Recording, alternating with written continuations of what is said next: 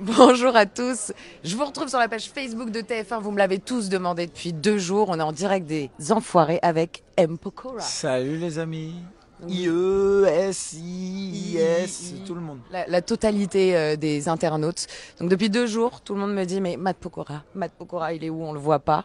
Here I am. You are here. Et alors, ça fait combien de temps que toi tu fais partie des Enfoirés, Matt? C'est ma 6e année. J'ai commencé, la première édition que j'ai faite, c'était en janvier 2012. Tu te rappelles de ce moment où on t'a appelé et on t'a dit Matt Pokora, tu fais partie des Enfoirés, l'endroit où tu te trouvais et l'émotion que ça t'a provoqué, parce que j'imagine que c'est pas rien. Ouais, alors, même si on n'oublie pas pourquoi on le fait, c'est pas pour. On aimerait ne pas avoir à le faire. Mais quand on m'a appelé, j'étais dans la voiture en train de conduire et j'ai mon manager et il m'a appelé, il m'a dit t'es où là? Je dis je suis en train de rentrer. Et il m'a dit fais ta valise demain à 11h, tu dois être gare de Lyon, tu pars à Lyon pour les Enfoirés. Je dis ah cool et tout. Et c'était un peu comme quand on t'appelle en équipe de France, tu sais. Équipe de France ou même Comédie Française, c'est Mais des trucs où quand non, ils c'est rentrent. cool parce que c'est une grande et belle famille. Et puis surtout la cause est super noble. Et puis voilà,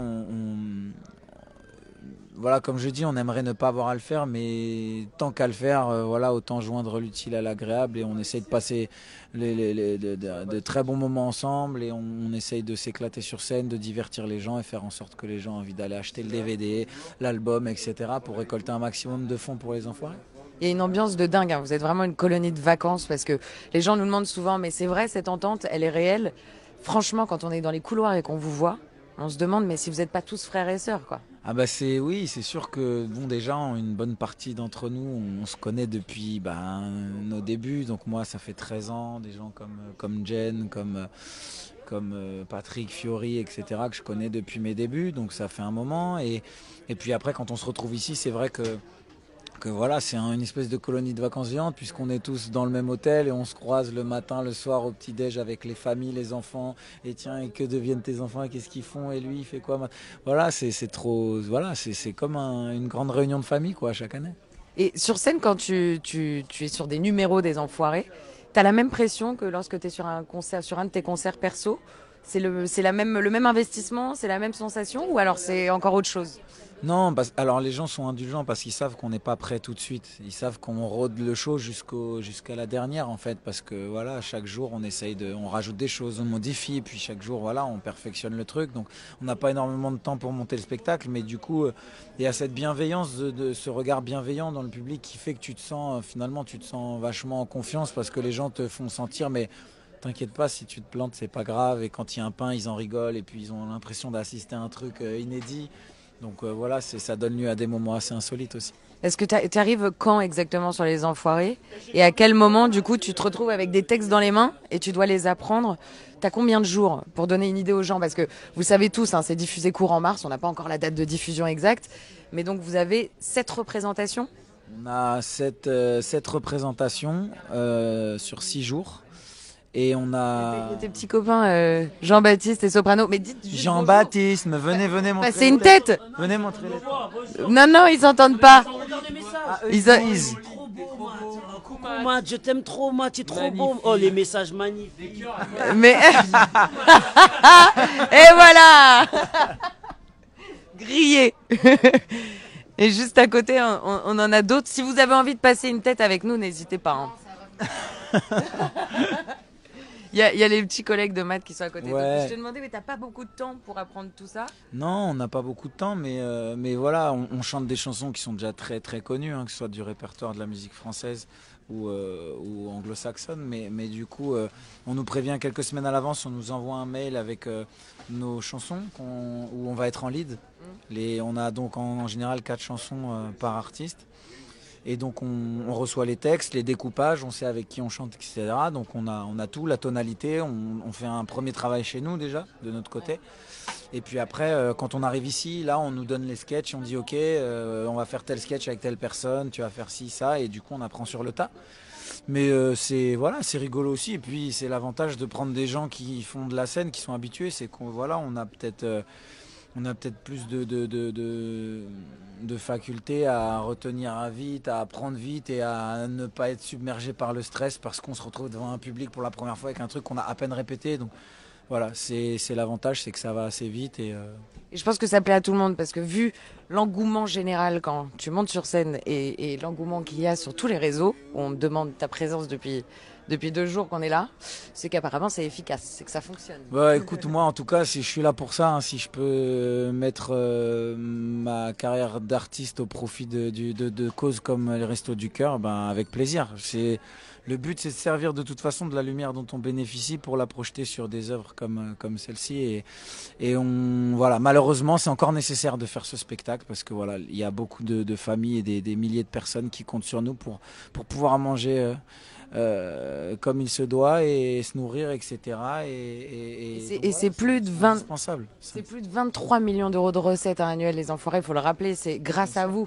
C'est hallucinant de voir qu'en un show, avec c'est toutes grâce vos à énergies, nous, aux bénévoles, tous les bien gens qui sûr, mettent sur place. avec Nous, toute voilà, l'organisation qu'il y a derrière. nous on est la cerise sur le gâteau, on va dire. Mais avant, les fondations sont beaucoup plus solides que ça, quoi. Mais c'est voilà, on essaye juste tout simplement d'apporter notre pierre à l'édifice et si ça peut rapporter autant, ben on le fera à chaque fois qu'on aura besoin de nous, voilà, tout simplement. Bah, merci pour ta fidélité, je vais aller te laisser te préparer parce qu'on est vraiment à quelques minutes du show, petite réunion. Et puis je vais juste aller dire bonjour à tes collègues parce que j'en profite pour être à côté. Merci beaucoup Matt. Bisous, merci pour vos messages les amis et soutenez les Restos du Cœur, hein. N'oubliez pas, on est ensemble et on compte sur vous. Bisous. On compte sur vous. Merci beaucoup Matt, à tout à l'heure, bon show. Et est-ce que j'ai le droit de venir voir notre duo inséparable ou pas? J'aurais demandé.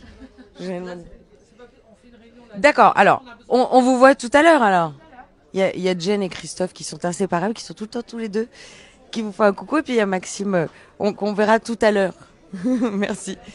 Hop, on sort, on les laisse faire cette réunion de débrief, puisqu'on est à quelques minutes Enfin, allez, à quelques minutes, on est à 2 heures du grand lancement. Donc faut les laisser répéter, débriefer ensemble. Il y a énormément de numéros, énormément de changements de tableau. Donc c'est beaucoup de pression pour tout le monde. Je vous emmène, je vous montre un petit peu quand même. Là, on est donc dans les backstage. Là, nous avons le photocall, là où toutes les photos sont prises et qui sortiront juste au moment de la sortie des Enfoirés. Là, vous avez les loges maquillage. Les loges. Donc là, si je vais au bout de ce couloir, c'est la scène. Allez, je vous emmène dans quelques instants sur la scène. Là, vous avez les loges coiffure. Et puis, toujours et encore, on a des bénévoles qui sont là. On a des donuts. Et des gens qui travaillent jour et nuit pour que tout se passe et se déroule pour le mieux. Il y a un monsieur qui mange des clémentines, qui a Benabar. Tu veux nous dire un petit mot, en direct sur la page Facebook de TF1 ? Benabar qui est là avec nous. Est-ce que tout se passe bien sur cette édition 2017 ? Je parle la bouche pleine donc. Il ne faut pas faire. Est-ce que ça se passe bien cette édition 2017 pour toi ?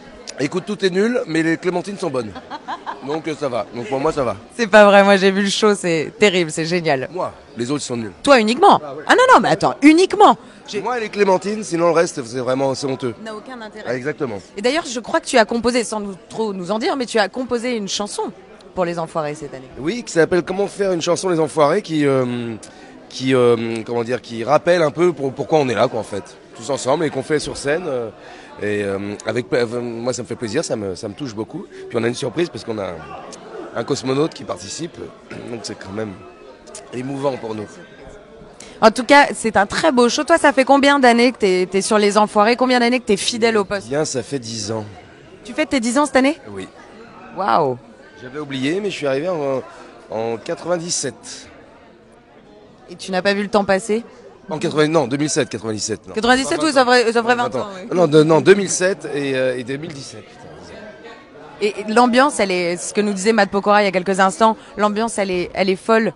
C'est une grande colonie de vacances. Oui.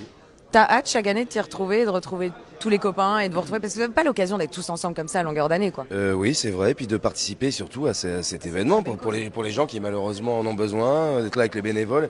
Et puis encore une fois, on le rappelle tous, mais il faut le redire pour le public qui est là, parce que ce sont eux quand même les vrais enfoirés, c'est le public presque plus que nous, quoi. Et c'est eux qui remportent des millions, plus de 23 millions d'euros annuels pour les Enfoirés. Merci, j'ai entendu que tu devais filer. T'as vu ça, putain Là, c'est au rapport, tout le monde doit filer ces réunions. Vous voyez comme quoi les Enfoirés, c'est aussi beaucoup de sérieux, parce que pour vous offrir un show depuis plus de 4 heures, Il faut vraiment être rigoureux et apprendre bien ses numéros. Il y en a qui circulent derrière moi avec le texte en main et qui courent parce qu'ils découvrent les textes le jour J. Donc là, il y a des maîtres d'orchestre qui disent allez hop, tous au rapport avant d'aller manger à la cantine. Vous venez répéter tous ensemble. Allez, je vous emmène un tout petit peu à côté de la scène. Et je vous retrouverai après un peu plus tard dans la soirée avec des surprises. Je vous en ai préparé plein ce soir. Comme vous pouvez le voir, ici, il y a marqué scène. C'est donc ce couloir où tout le monde passe, tous les artistes, tous les techniciens qui courent, qui récupèrent leurs costumes au dernier moment, qui sont très très bien mis sur les cintres, très bien rangés. Bonsoir. Et là, je vous fais découvrir l'escalier qui fait accéder à la scène. Et donc cet escalier qui est emprunté par tous les artistes pendant 7 représentations consécutives. Et la scène qui est juste derrière moi. Et nous avons découvert ensemble jeudi soir l'arrivée du public et donc ce Zénith de Toulouse qui compte plus de 10 000 places. Merci d'avoir suivi cette petite interview avec Matt Pokora. On a aperçu Jennifer et Christophe qui vont nous faire un grand coucou tout à l'heure. Ils me l'ont promis, donc restez bien connectés avec Benabar. Je vous dis à tout à l'heure. Merci de nous suivre. Je suis ravie d'être avec vous en direct de Toulouse. Ciao.